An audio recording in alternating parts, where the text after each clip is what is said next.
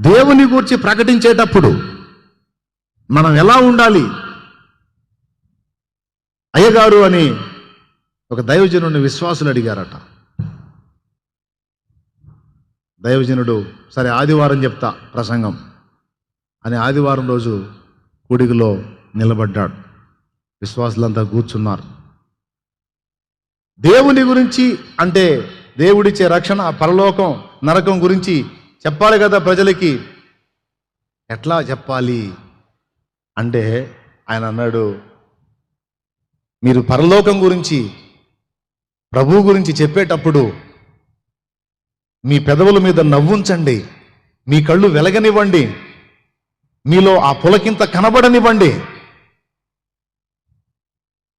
కానీ నరకాన్ని గురించి చెప్పేటప్పుడు మీరు మామూలుగా ఉంటే చాలు అన్నాడట.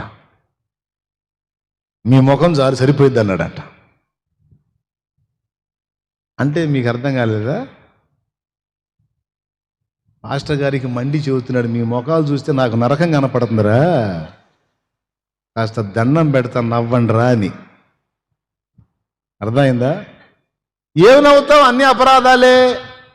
ఏమి సంతోషిస్తాం? అన్ని దోషాలే. ఒక్కదానిలో మాత్రం మనం బాగా స్పందిస్తాం, ప్రభువా నీ బిడ్డల పాపాలు క్షమించను. అవునయ్యా అవునయ్యా అవునయ్యా క్షమించ. రక్షణానందం హుళక్కేనా? ఏది రక్షణానందం? ఒక ఆయన పాడాడు, నాట్యమాడేను నాంతరంగము,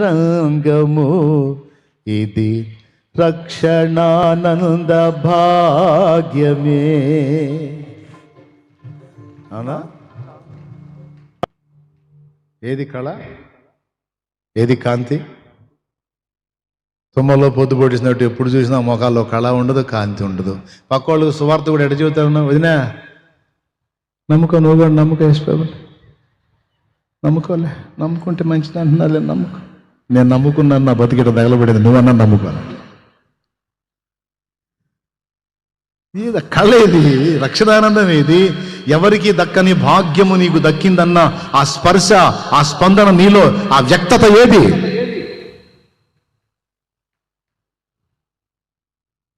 నేనెందుకని నీ సొత్తుగా మారితిని,